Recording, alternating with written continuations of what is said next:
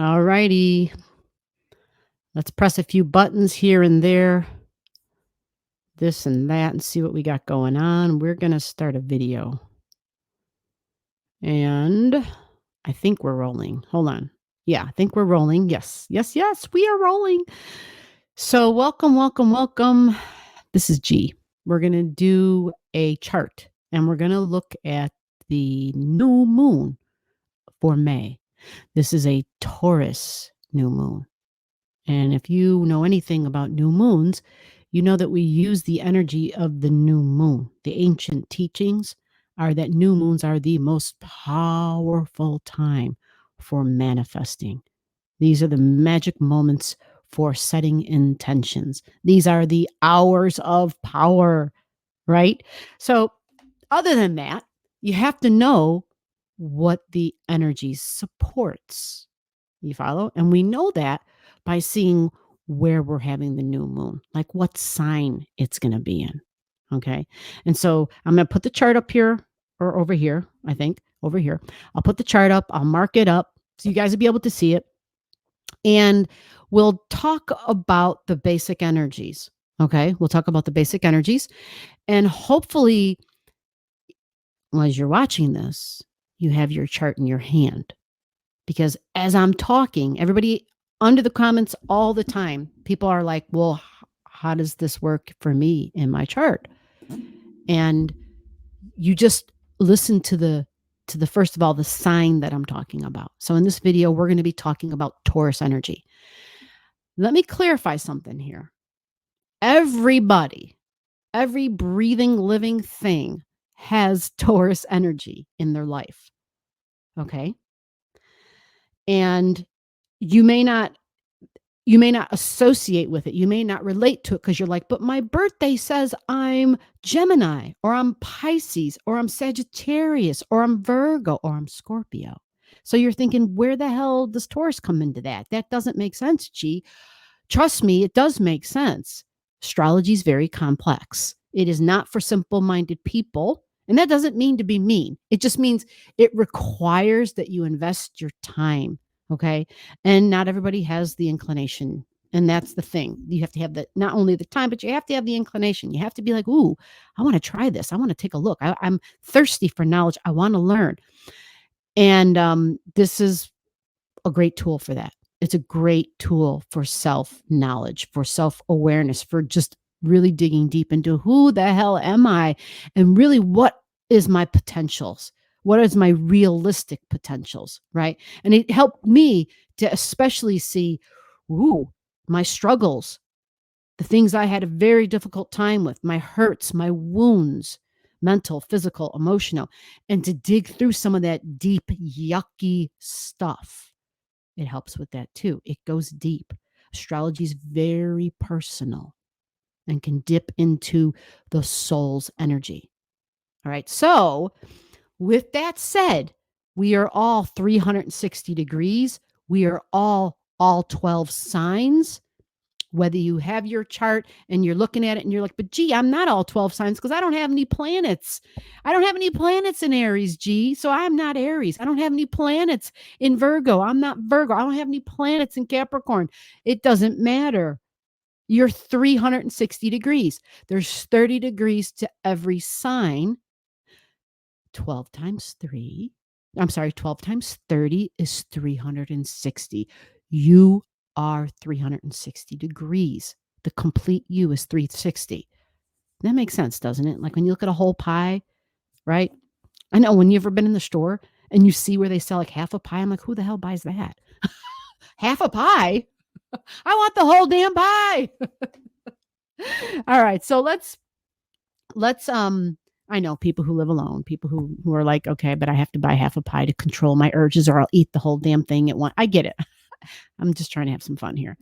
So we're going to pull up the chart. But before I do, let's talk about Taurus, because that's what the new moon is in. It's in Taurus. Now, Taurus, just off the top, so you guys know, if you don't know, Taurus is known to be magnetic. It is the magnetic sign of the zodiac, which means it's like a magnet. It's like, ooh, I want that pen in my hand right now. And all of a sudden, Look, the pen is there. How did it happen? I used my mind and I did that thing, and then it all of a sudden it just rose up off the table and it came and it landed in my hand and I got what I wanted.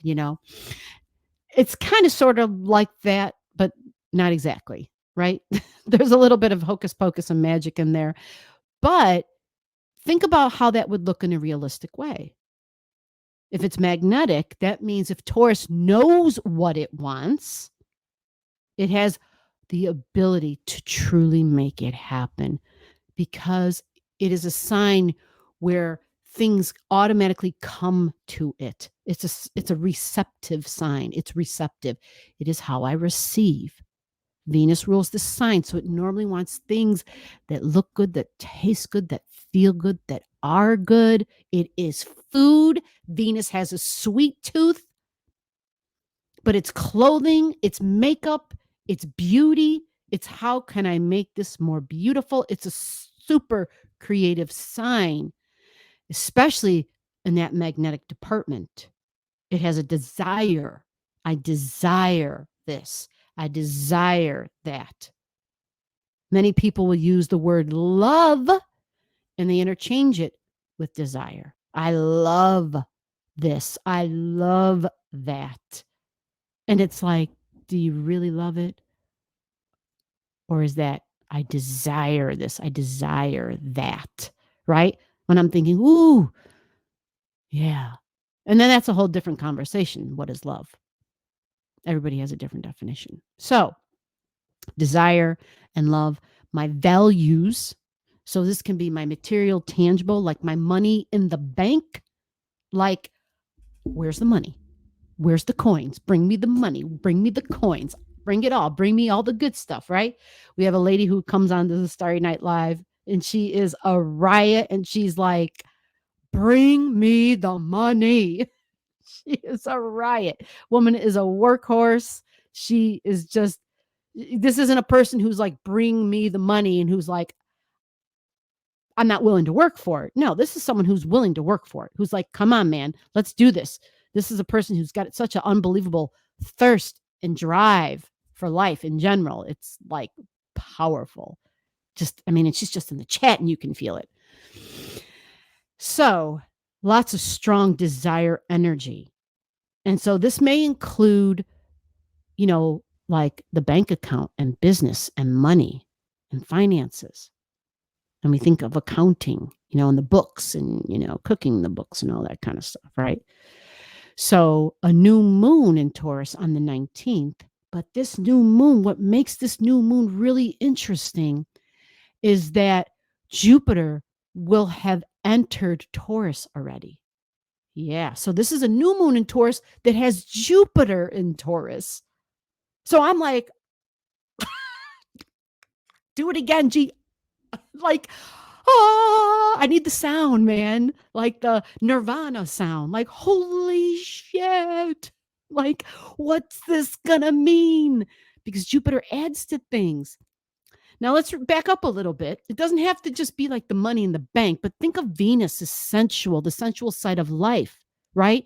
Venus wanting all the good things, but Venus is like also that which I love and who I love. So there can be that really fine line between the love and the desire. And that's why I brought that up, because wherever Venus is, her desires, we all know when we see Venus in our chart, ooh, that means love. That's Venus. It means love.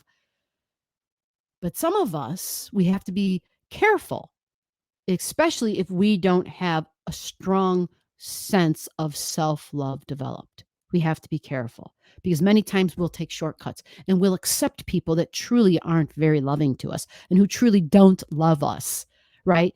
We might have fun, we might have a good time together, but when it comes down to commitment and being there, love is not marriage. Let's be real. Love is not marriage, because marriage is a freaking whole nother level of that. That's saying, yes, I love you. I want to spend my life with you. Let's have this partnership. It is a commitment. It is a contract. It is a business deal. And I don't mean business deal as in it has to be just about the numbers. I mean, you really got to understand, I'm making this commitment and this is what I'm willing to put forward. What about you? What are you willing to put on the table? What are you bringing into this? What can you contribute? And what's the agreement? The agreement, right? And so I'm only kind of talking in this way because for many of you, this could show up that way in your life. It could be about love, and it could be about going to that next step. And it could be about all of a sudden, I've got a lot of people around me. And all of a sudden, there's partnership energy vibrating all around. And it's like, whoa, there's a lot of people that look really appealing to me. And I'm like, damn, which one do I get to pick from? Right? So we have to like chill for a minute and think things through. Okay. Because Jupiter being in Taurus, it could make us kind of impulsive. And so here's the thing, because Jupiter comes in and it's just like all of a sudden it's like, whoosh, look at this. So some of us might somehow think we've got an abundance of money. We might think there's an abundance of love. We're just remembering anytime any planet makes a move into a sign, right when it gets there, there is a lot of, we have to kind of acclimate to the energy. Jupiter adds to things. It can exaggerate things. So you may feel a certain way about somebody, or somebody else may profess a certain type of desire or love towards you, and it might seem a little over the top, and it will be a bit over the top, unless this is someone you've already been in an established relationship with. Then you kind of understand when they're just a little sappy right now, which totally is Jupiter and Venus in Taurus. Very sweet and sappy, an abundance of that. All right. So I just kind of wanted to lay that groundwork out for all the different ways this can look for people. But let's not forget the one that is number one, and that is self-love, self-worth. Am I worth it? Am I worthy? That is such a huge thing for so many people. Okay. So we're going to look at the chart now, and we're going to comprehend. I think we got, again, Taffy coming up. You want to come up, Mama? She always taps on my leg. Yep. Thank you for tapping. I appreciate the little tap, tap. Yeah. Thank you for the tap. So we're going to take a peek at this chart.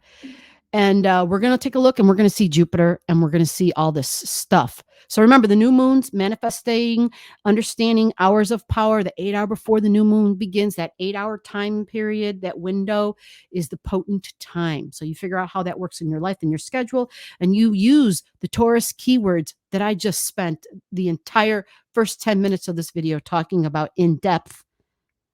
And you say, this is what I want going forward. This is it. These are my values. These are my creature comforts. This is important to me. I really value this or that person or this thing, or I need this, right? So the earth is a big deal here, folks. Let's see if we can get a chart up for you guys. It's going to be a change. And I know it's disruptive because it's in the fixed signs, and the fixed signs don't like change anyway. Below the video, I'll have all the degrees for those of you who like to pay attention to the degrees in your chart. Again, if you don't know and you want to know, just comment below.